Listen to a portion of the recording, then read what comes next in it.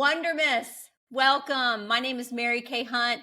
We're going to explore a healthcare leadership journey. And today, even though he has a Duke lacrosse in the background, we're going to lean into that since I went to Chapel Hill.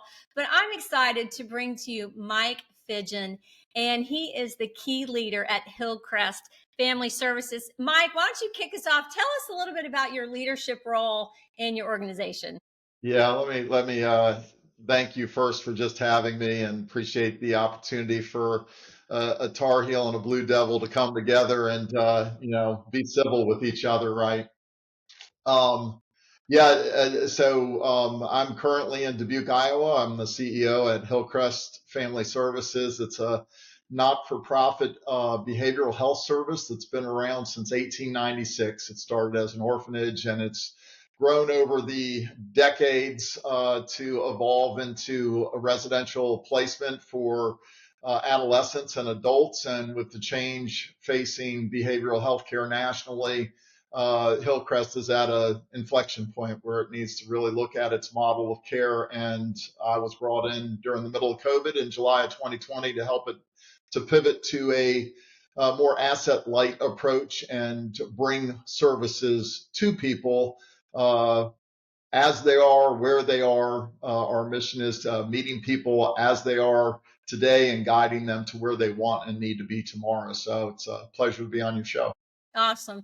And I think that was one of the things that spoke to me when we initially met is your business acumen. What are some key things that have really helped create that good business foundation for you? Failure, absolutely. Love Failure, it. failure, failure. I mean, hey, I'll take another Tar Heel line, right? Michael Jordan, right? The number of times he failed until he could succeed. And Mm, anybody that's read a book or two of his or just studied a little bit about his background, he was not the most gifted kid in junior high school and high school. I think he got mm, cut from a sophomore team.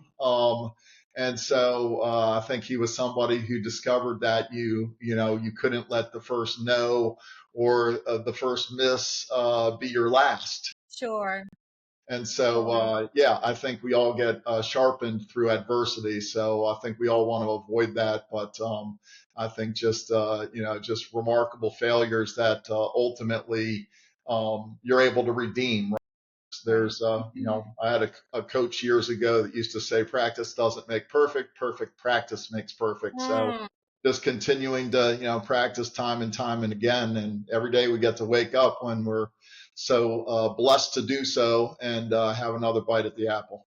Well, and it's interesting when you mentioned Michael Jordan. One of the things that always just really hit my heart heavy and in excitement for him is when he decided to go and play baseball after he had this huge, successful NBA career. And, you know, talk about taking a risk and going after a dream. Well, you did that when you moved across country. So, what were some things sort of happening in your career that gave you the courage to take this big leap of faith? I just want to bask in the glow of the slightest comparison to Michael Jordan that you just made. I'm not worthy. So, um, yeah, no, it was certainly a risk, but I think that's epitomized my leadership journey and just my life experience. I probably would say that I learned that early on in the opportunity to go to Duke. That was through athletic opportunity. You caught the Duke lacrosse behind me. I wasn't brought in for my GPA or because I was going to lift everybody else's round up on their uh, test scores by using mine. So just a tremendous opportunity to go to a world-class school and play a sport that I was desiring to be a Division I athlete at that time. And so I had an opportunity to do something that was what I considered to be far beyond me. I've always considered myself a bit of an overachiever, but also at that college age and slightly beyond, did some world travel, national and world travel. And so, I just grew up with a sense of wonder, adventure, curiosity, Mm, and wanted to go see the world, meet people, and just experience something outside of my neighborhood, which wasn't a place where many people were going very far. So I was inspired to, move away from some of the things that I had grown up with and to try and see and achieve some things that those around me as a kid really hadn't. So that's what I embraced. That's awesome. And when you think about your background in sports, because I was a huge soccer player, love soccer, not good enough to play at Chapel Hill with Anson Dorrance's team, but did get an opportunity to coach the rec leagues there. But how do you think your background in athletics and sports has given you some work-life integration or helped you with focus or energy? Because I certainly feel like as leaders today, that self-care piece, sometimes that gets pushed in the back, ground. And we really have to keep that somehow in the front. So, how do you maintain a little bit of that work life integration? And then, how do you think the sports has really been an asset for you? Yeah, it's a really good question, and I've been going to seminars for over 35 years now. It seems talking about things like work-life balance, and to me, work and life, they come together. They're inseparable. So I don't compartmentalize that way in my head. But to Mm-hmm. go back to your question, anything worth doing is worth doing right. Mm, And a big part of that, again, back to, perfect practice makes perfect. None of us were ever very good at something we did the first time or the sure. 15th time, right?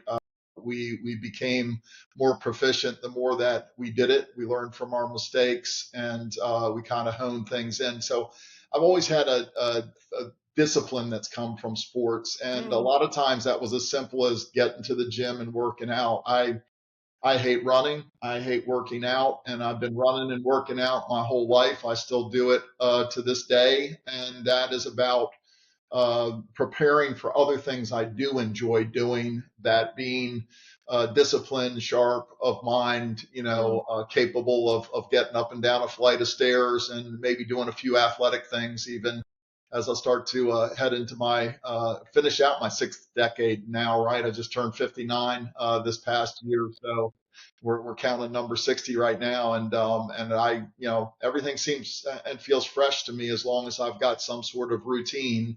yeah, And sometimes that comes from exercise, and sometimes that comes from meditation or reading or just spending time being present and kind of getting grounded in the things that are around me, not taking anything for granted, not living too far in the sure. past or too far in the future. Discipline and sharpness. It made me recall how those two attributes can also help us with problem solving and overcoming challenges. So, think about one of the biggest challenges that you've overcome as a entrepreneur, healthcare leader, business leader. What do you think is one of the most significant challenges that you overcame, and how did you do it successfully? Yeah, you're testing my memory here a little bit. I can go back and think of some really hard learned lessons, but um, if I fast forward a little bit, and I'll keep it a little bit more contemporary, in the 5 years that I've been here in Dubuque, Iowa, right, relocated from 30 years of living in Central Virginia, which is a significant lifestyle change. I took for granted that the things that I had done for almost 30 years before I came out here would just convey that the high performing teams and the people that I had been accustomed to being surrounded by for almost 25 years with a business that I was a part of at a general management all the way up to C-level, and helped to build high performing teams with that. I assumed that everybody wanted that. Everybody wanted Right. to be empowered. Everybody wanted to be given the opportunity to make decisions and to put their fingerprints and creativity on whether it was tasks, work projects, the direction of the organization. So I've grown up in an empowerment model, and I discovered when I got here that that wasn't the case. So this organization, smaller not-for-profits tend to be, was top-down, driven by a handful of C-level CFOs, CEO, COO type people that had always worked in businesses like this, and they directed and made decisions for the work of 300 other people. Right. What I learned the hard way was not everybody wants to be empowered. Some people, when you do have a top-down driven culture, and budgets are produced, for example, by the CFO for your department, um, if it doesn't go well, you can blame the CFO, right? You don't have to take responsibility for, I built that budget, I didn't Right. execute to it, and I've got to take some ownership Sure. of, the good, the bad, and the ugly of outcomes. So that was a big learning for me, that not everything that I'd done for 30 years was going to just translate to my new business, my new cohort group, colleagues, that I surround myself with, and that we're kind of in some ways back at ground zero in terms of building high performing teams. Sure. So I'm thinking, what if someone is listening to our show that is really just launching their career? And if you looked at all of the different positions that you had and kind of the stepping stones to each one, why don't you walk us through a little bit of your career path and your career journey in hopes that it could inspire someone, to continue to take those risks and push their comfort zone to try something new. So walk us through a little history. Yeah, so I never intended to get into business or the business of behavioral health services. I hate to say I'm a bit of a default decision maker. I know it doesn't make sense for some of the things that I've said and some of the things that you've highlighted about me already. My parents were both parole probation officers, so I think the apple didn't fall far from the tree. I was going to be an orthopedic surgeon. That's what I hoped to do after college. I was pre-med all through Duke, and did well while I did other things, played lacrosse, had an active social life, and really enjoyed my 4 years there. But I balked when it came to medical school and the MCATs and other things, and that's when I took off on some world travel and international, or national then international travel to maybe I was escaping, kind of trying to clear my head about what was next. And I Sure. remember coming home and my dad saying, "You need to, get off my couch, get your hair cut, and go out and apply that apply that Duke education to a job and stop pontificating on Yeah. high because you've seen the world." And I worked at a wilderness camp for delinquent youth, diverting them Mm, from corrections facilities and higher cost care.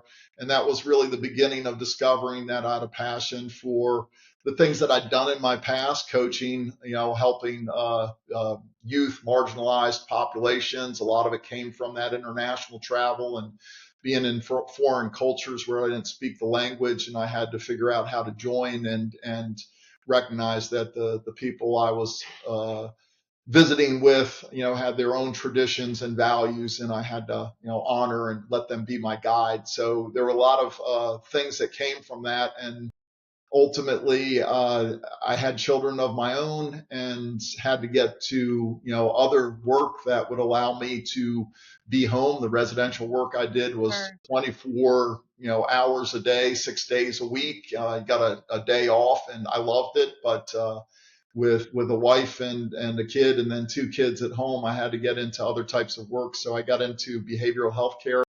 And, at first I was just a generalist, and I was a part of management, but I got a lot of battlefield promotions, as I like to call them. Our business was scaling. We had been acquired by a company out of Tucson, and that company continued to add businesses until we were, in 28 states and 3 Canadian provinces. And one day I woke up and, was offered to be the COO of that business, and Mhm. let no good deed go unpunished. We did some things to help improve the business over a 2 year period, and I was asked to be the CEO of the behavioral health vertical of that business. It was publicly traded by that time. With our success, ultimately the decision was made by our board to sell the behavioral health vertical. So I led the sale to Molina Healthcare, a Fortune 500 business out of Long Beach, California. And it's a blur to me just to even say it now. There were so many of those, again, what I call battlefield promotions, that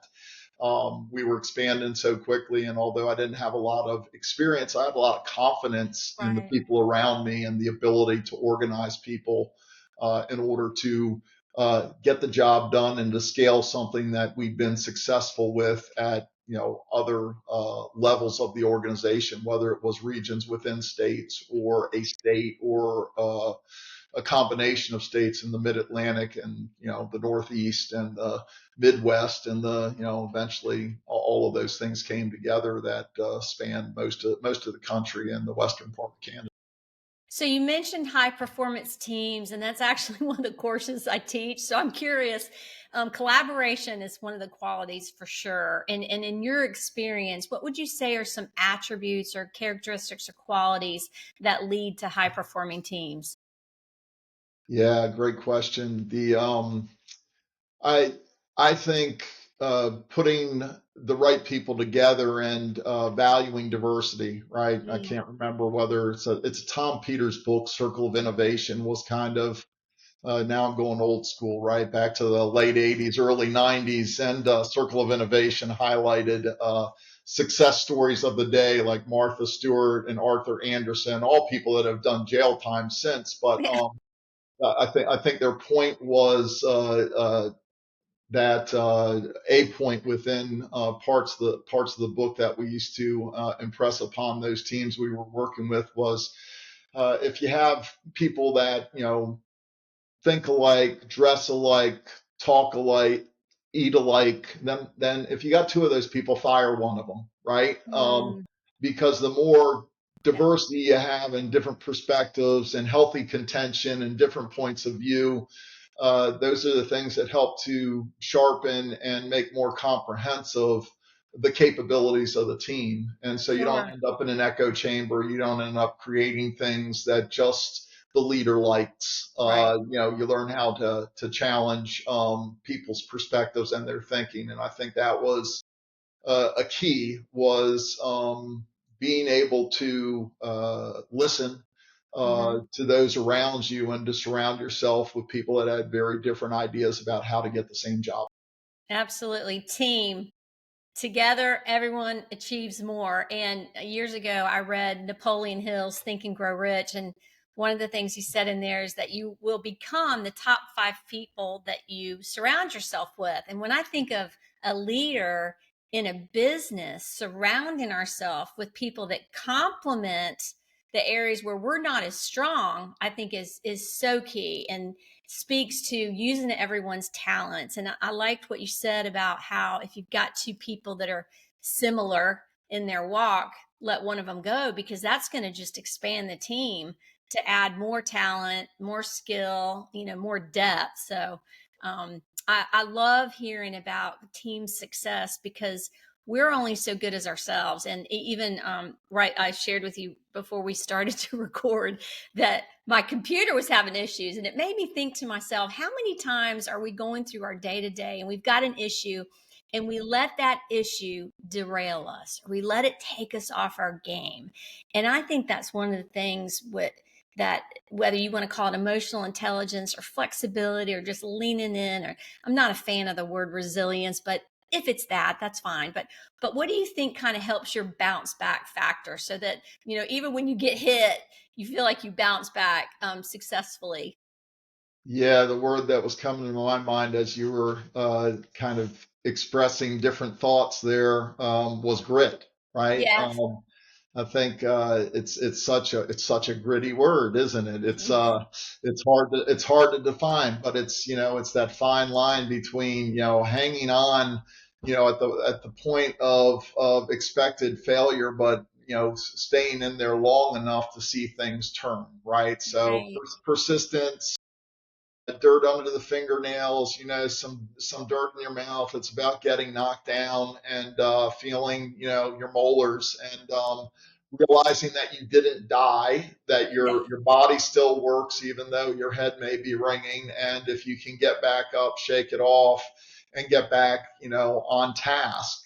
So it's Mm, just that relentless pursuit, right? The battlefield motions example, it's about taking that hill and knowing that you're not going to do it without a team effort, and it's going to be painful. Nobody promised that it was going to be a clean that there wouldn't be casualties or there wouldn't be hardships or there wouldn't be Sure. adversity. In fact, it's those very things that develop your tenacity and ultimately, leave you afterwards with some experience that you can point to and said, we had grit in that situation. We never quit.